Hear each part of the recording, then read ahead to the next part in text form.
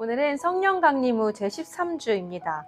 오늘도 말씀으로 우리를 깨워주실 하나님의 은혜를 기대하며 다 함께 사도신경으로 우리의 신앙을 하나님께 고백드립니다. 전능하사 천지를 만드신 하나님 아버지를 내가 믿사오며 그 외아들 우리 주 예수 그리스도를 믿사오니 이는 성령으로 잉태하사 동정녀 마리아에게 나시고 본디오 빌라도에게 고난을 받으사 십자가에 못 박혀 죽으시고 장사한 지 사흘 만에 죽은 자 가운데서 다시 살아나시며 하늘에 오르사 전능하신 하나님 우편에 앉아 계시다가 저리로서 산자와 죽은 자를 심판하러 오시리라. 성령을 믿사오며 거룩한 공회와 성도가 서로 교통하는 것과 죄를 사하여 주시는 것과 몸이 다시 사는 것과 영원히 사는 것을 믿사옵나이다. 아멘.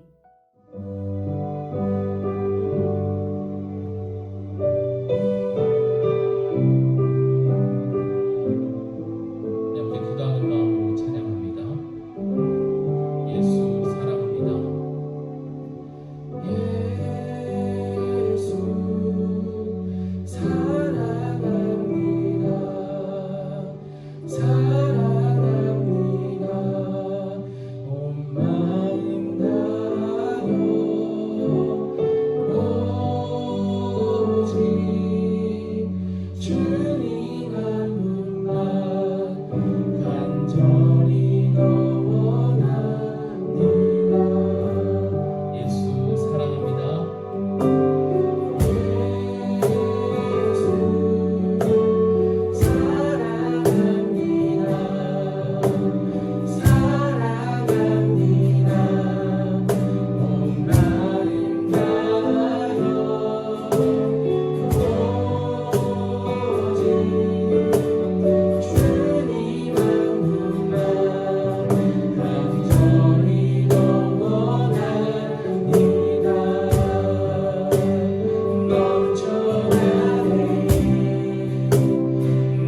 넘쳐나네 주를 향한 내 손에 갈망이 주님께로 날 이끌어 주소서. 주님을 더 원합니다.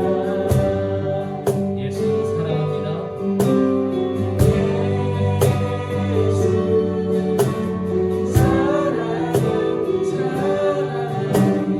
예수 사랑합니다. 사랑합니다. 온 마음 다하여 오직 주님 한 분만 간절히 너 원합니다. 고백합니다. 예수 사랑합니다. 예수 사랑합니다.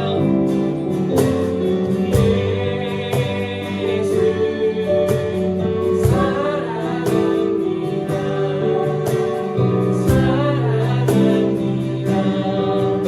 온 마음 다하여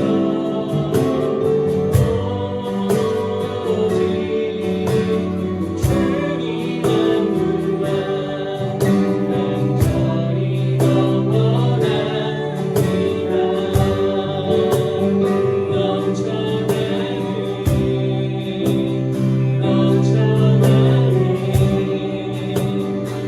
주를 향한 내 속에 갈망이 주님께로 날 이끌어 주소서. 주님을 더 원합니다. 한번 더 고백합니다. 넘쳐나네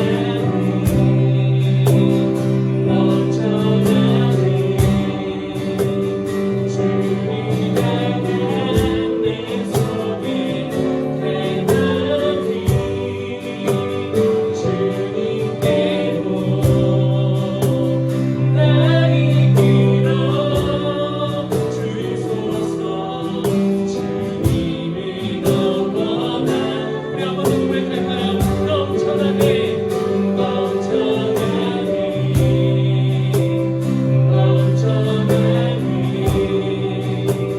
주를 향한 내 속에 갈망이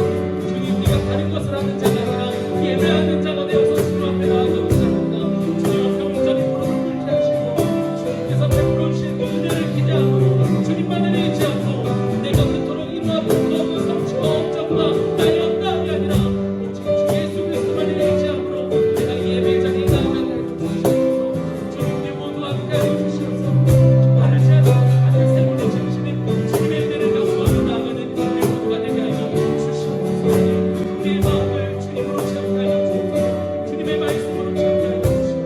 세상에 나는 그 어떤 것이 아니라 세상의 어떤 지식과 지혜와 어떤 물질로 우리를 채우는 것이 아니라 주님께서 주신 은혜로 우리를 채워나가는 우리 모두가 되게 하여 주옵소서. 이 예배 가운데 아버지 함께 하여 주옵소서. 우리 청년들과 아버지 함께 하여 주옵소서. 예배하는 모든 이들 가운데 은혜가 넘쳐나는 그 은혜가 넘쳐나는 주님의 사랑이 넘쳐나는 되게 하여 주시옵소서. 아버지께서 함께 오셔서 아버지와 동행하여 주시옵소서.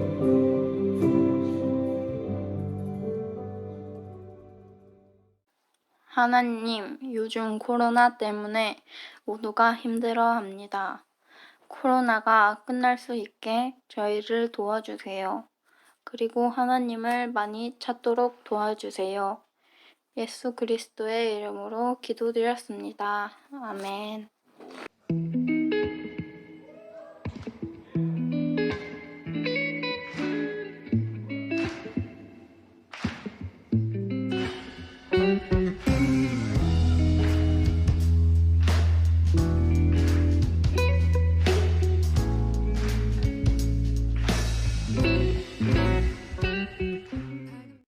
하나님께서 주신 말씀은 스가랴서 9장 9절입니다. 시온에 따라 크게 기뻐할지어다. 예루살렘에 따라 즐거이 부를지어다. 보라, 내 왕이 내게 임하시나니 그는 공의로우시며 구원을 베푸시며 겸손하여서 나귀를 타시나니 나귀의 작은 것 곧 나귀 새끼이니라. 아멘. 준비한 예물을 드리며 기도합니다. 우리의 상황이 어떠하든지 모든 것이 주께로부터 왔듯 또한 주께로 감히 마땅하오니 우리 입술에 감사의 고백을 멈추지 않겠습니다. 하나님께 드리는 예배를 멈추지 않겠습니다. 이 예물 또한 우리의 형편이 어떠하듯 주께로부터 왔으니 주님께 드림이 마땅하여 온 힘을 다해 드립니다. 기쁨으로 받아주시고 하나님 나라 위에 사용해 주옵소서. 예수님의 이름으로 기도드립니다. 아멘. 푸른주단 청소년부 친구들 안녕. 오늘도 만나서 반갑습니다. 여러분은 성경의 이야기를 믿나요? 목사님이 초등학생 때 부분 들려주는 성경의 내용이 마치 동화 같아서 재밌게 느껴졌습니다. 그런데 청소년이 되고 나서는 그런 재밌던 이야기들이 의심이 되기 시작했습니다. 이게 진짜 가능한가? 하고 말이죠. 하나님의 존재는 믿어 의심치 않았는데 이 땅에서 예수님이 하셨다고 하는 일들이 너무 놀라운 일들이 많아서 예수님이 정말 나와 같은 사람이셨다라고는 느껴지지 않았어요. 그 이야기 중 하나가 오병이어이었습니다. 보리떡 5개와 물고기 2마리로 5,000명이 넘는 사람들을 배불리 먹이고도 음식이 남았다라는 거죠. 한참 이 사건의 진위에 관심이 있었던 저는 이 이야기에 대한 다양한 의견에 대해서 알게 되었습니다. 누군가는 마침 그 근처에 토네이도가 일어났는데 이 토네이도가 바닷가 근처를 돌면서 그곳의 물고기를 휩쓸었고 그 물고기들이 하필은 예수님과 사람들이 모여 계셨던 곳에 떨어지면서 그 모든 사람들이 배불리 먹을 수 있게 되었다라는 겁니다. 그리고 또 누군가는 이 오병이어에 대해서 한 아이가 순수한 마음으로 자신의 도시락을 내어주는 모습을 보고 그곳에 있는 사람들이 감동한 나머지 저마다 가지고 있었던 양식을 조금씩 나눠 먹음으로써 모두가 배불리 먹을 수 있었다라고도 해석합니다. 여러분은 이 오병이어라는 사건을 두고 어떤 의견에 더 마음이 가실까요? 제가 이 사건을 어떻게 바라봐야 할지 또 무엇이 옳은 주장일지 그 진위 여부에만 집착하다가 이 집착을 내려놓을 수 있게 되었던 것은요, 성경을 부분으로만 봤던 시절에서 벗어나 성경 전체를 보게 되면서였습니다. 우리가 성경을 구약 그리고 신약으로 구분해서 보고 있지만 이것은 구약과 신약이 서로 다른 이야기를 전하고 있기 때문이 아닙니다.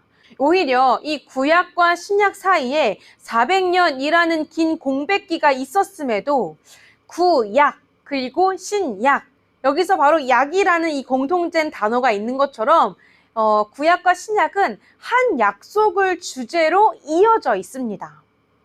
그 약속이 무엇이냐고요? 오늘 스가랴서 말씀을 통해 구약과 신약을 관통하는 이 약속이 무엇인지를 살펴보려고 합니다. 우선 오늘의 말씀을 다시 한번 같이 볼까요? 도성 시온아 크게 기뻐하여라. 도성 예루살렘아 환성을 울려라. 내 왕이 내게로 오신다. 그는 공의로우신 왕, 구원을 베푸시는 왕이시다. 그는 온순하셔서 나귀, 곧 나귀 새끼인 어린 나귀를 타고 오신다. 스가랴를 통해 하나님은 말씀하십니다. 언젠가 예루살렘에 구원을 가져올 새로운 왕을 보내주시겠다라고 말입니다. 그런데 이 왕의 독특한 점은요, 그는 온순하여서 새끼 나귀를 타고 오실 것이라는 겁니다. 여러분, 왜 그 동화에 자주 등장하잖아요. 백마탄 왕자. 왕자라는 이미지에 백마가 더해지니까요, 굉장히 더 아름다운 이미지가 연상됩니다. 그런데 만약 나귀를 탄 왕자님, 라마를 탄 왕자님이라고 하면 어떨까요? 상상만 해도 백마보다 확실히 볼품이 없게 느껴집니다. 그런데 하나님께서 이스라엘을 구원할 새 왕을 보내주시겠다라고 하시면서 그 왕이 나귀를 타고 온다고 하시는 겁니다. 그것도 어린 나귀 말이죠. 나귀와 말은 각 특성 때문에 그 사용처가 분명했습니다. 알다시피 말은 사람이 이동할 때, 또 마차를 끌 때, 전쟁 시에 사용되었죠. 그만큼 빠르고 힘이 세기 때문입니다. 그러나 나귀는 아주 작고 느립니다. 그러니 주로 짐을 나르는 용도로 사용되었습니다. 그래서 스가랴를 통해 주시는 하나님의 이 말씀이 아주 독특하죠. 아니, 새로운 왕이 오시는데 아주 볼품없이, 위험 없이 어린 나귀를 타고 오신다라고 하니까 말입니다. 이러한 왕의 특성을 개역 개정에서는 그 왕이 겸손하여서 라고 번역하고 있고요. 또 표준 세번역을 보니까 온순하여서 라고 번역합니다. 그러나 겸손, 온순이라고 해석된 이 히브리어 아니는요, 이 땅의 경제 구조에서 소외되어 자기의 기업을 갖지 못한 가난한 상태, 몹시 빈궁한 상태를 말하는 단어입니다. 그래서 이 단어는요, 과부 또는 고아를 칭하는 뜻으로도 해석되었습니다. 그러니까 언젠가 이스라엘을 구원하기 위한 왕이 등장하시는데, 이 왕은 정말 아무것도 없는 상태, 세상의 가장 밑바닥 낮은 곳에 있는 상태와 같이 아주 비천하고 비통한 마음으로 오신다라고 하고 있는 겁니다. 혹시 여러분 누가 떠오르시나요? 우리가 일반적으로 알고 있는 영혼과는 분명히 다른 모습이죠. 놀랍게도요, 마가복음, 마태복음, 누가복음, 요한복음 이 4개의 복음서 모두에 이 스가랴에 예언되어 있는 이 사람이 나타났다라는 것을 단번에 알 수 있는 말씀이 기록되어 있습니다. 보이는 것처럼 이 복음서 기록들로 우리는 스가랴에 예언되어 있는 자, 곧 예루살렘을 위해 어린 나귀를 타고 오시는 왕이 바로 예수님이셨다라는 것을 알 수 있습니다. 여러분이 성경을 잘 알고 있다면 이렇게 놀라야 해요. 왜냐하면 스가랴는요, 기원전 520년에서 518년 정도에 기록되었다라고 알려져 있거든요. 그런데 현재 학자들이 예수님께서 탄생하셨던 연도를 기원전 6년에서 4년으로 봅니다. 예수님께서 예루살렘에 어린 나귀를 타고 나타나셨을 때의 나이가 33세였다라고 가정하면 기원 후 27년에서 29년쯤일 겁니다. 계산해 보면요, 스가랴서가 작성되고 그 예언이 예수님 때에 이루어지기까지 최소 545년에서 최대 549년까지의 차이가 난다라는 겁니다. 그런데 여러분, 500년이 훨씬 지난 이 예언을 어느 누가 기억해서 기록할 수 있겠냐는 거예요. 게다가 성경의 각 책을 기록한 저자도 서로 다른데 말입니다. 그러니까 믿을 수 없는 겁니다. 그런데요, 스가랴서뿐만 아니라 신약 성경의 대부분이요, 구약의 말씀을 인용하고 있다는 것을 우리가 안다면 이 구약부터 신약까지의 시대가 몇백 년, 길게는 몇천 년까지도 차이가 나는데, 게다가 이 성경들이 66권의 각 권들이 여러 사람들을 통해서 기록됐다는 것을 우리가 알고 있는데도 그 내용이 전체적으로 봤을 때 전혀 모순되지가 않고 이렇게 한 책으로 이어지더라는 겁니다. 그러니까 설명이 되지 않는다는 거예요. 이 성경을 하나님의 능력으로 써졌다라고 보지 않고는 설명이 되지 않더라는 겁니다. 어느 누가 몇천 년의 기록차가 나는 이 책들을, 그것도 한 권도 아니고 다양한 사람들이 쓴 여러 권들을 이렇게 읽고 또 읽고 또 이어서 한 권처럼 엮을 수 있겠어요. 그럼 이렇게 한 권으로 엮어진 66권의 책이 하나같이 공통되게 말하고 있는 주제는 대체 뭘까요? 이미 구약, 신약이라는 말로 힌트를 받았잖아요. 바로 약속이라고요. 그런데 이 약속이 어떤 약속인지가 중요하겠죠. 66권 전체가 이 약속이라는 공통된 주제로 이어진다면 당연히 오늘 우리가 함께 본 스가랴서에서도 드러날 겁니다. 오늘 우리가 본 구절에서도 말입니다. 다시 한번 오늘 본문을 볼까요? 이 본문이 우리에게 무엇을 약속해주고 있나요? 네, 세상을 또 이 민족을 구원할 구원자, 왕을 우리에게 보내주시겠다라는 것이죠. 그 왕이 누구였죠? 예수 그리스도이셨죠. 지금까지의 말씀을 정리해 보자면요. 이 66권의 성경 처음부터 끝까지 예수 그리스도를 말하기 위해, 가르쳐 주기 위해 기록된 책이라는 겁니다. 그래서 성경이 구약과 신약으로 분류된 겁니다.